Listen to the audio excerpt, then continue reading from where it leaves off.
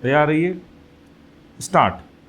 सभापति महोदय, ये शब्द मेरे नहीं हैं बल्कि राष्ट्रपिता के हैं। स्टॉप। जो लोग आज सरकार में बैठे हुए हैं, स्टॉप, क्या वे अपने दिल में सोचेंगे कि यह देशद्रोह शब्द बालकों को अंग्रेज़ी पढ़ाने के लिए राष्ट्रपिता का कहा हुआ है? स्टॉप। आज 54 वर्ष देश को स्वतंत्र हुए हो गए हैं, लेकिन राष्ट्रपिता की इस बात पर आज तक ध्यान नहीं दिया गया है। स्टॉप। अंग्रेज़ी भाषा को पढ़ाना क्यों बंद नहीं किया गया और उसको दैनिक कार्यों में क्यों प्रयोग में लाया जाता है? स्टॉप। मैं इस बात को कई बार इस सदन में कह चुका हूँ और मैंने इस विधान परिषद की नियमावली में 1 वर्ष पहले एक संशोधन भी रखा था, लेकिन मेरा दुर्भाग्य है कि वह संशोधन वर्ष भर से इस सदन में प्रस्तुत नहीं हो सका। स्टॉप।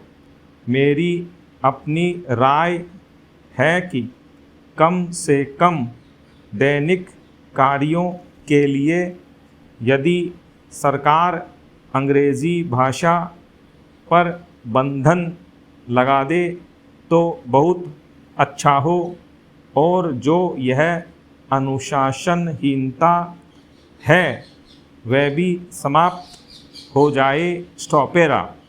सभापति महोदय, जैसा कि मेरे मित्र ने कहा, लड़कों के माता पिता अंग्रेज़ी का प्रयोग करते हैं और उनके शिक्षक भी उसका प्रयोग करते हैं, फिर बालकों पर उसका प्रभाव क्यों नहीं पड़ेगा?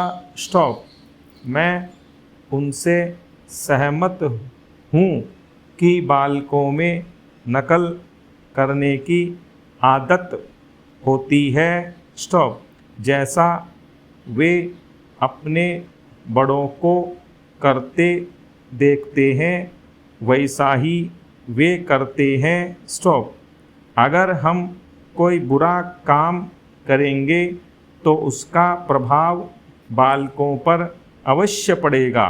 स्टॉप। आप देखेंगे कि जिस मनोवृत्ति के माता पिता और शिक्षक होते हैं उसी प्रकार के बालक भी होते हैं। स्टॉप। हम दूसरों को तो परामर्श दे देते हैं लेकिन स्वयं उस पर अनुपालन नहीं करते। स्टॉप। इसके साथ ही साथ हमको शिक्षा प्रणाली की ओर भी ध्यान देना है। स्टॉप। शिक्षा के जिन तरीकों को आजकल अपनाया जा रहा है वे वास्तव में लाभकारी नहीं है। स्टॉप। सरकार की ओर से इस प्रकार का आदेश होना चाहिए कि 14 वर्ष तक बालकों को अपनी मातृभाषा में ही शिक्षा दी जाएगी और दैनिक कार्यों में भी अंग्रेज़ी का प्रयोग नहीं होगा। स्टॉप। इस प्रस्ताव में अनेक महत्वपूर्ण बातों की ओर ध्यान दिलाया गया है। स्टॉप। मैं समझता हूँ कि जब माननीय मंत्री जी इसका उत्तर देंगे तो कह देंगे कि हम बहुत सी बातों पर कार्यान्वयन कर रहे हैं। स्टॉप।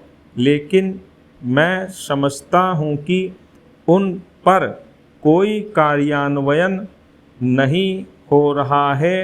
स्टॉप।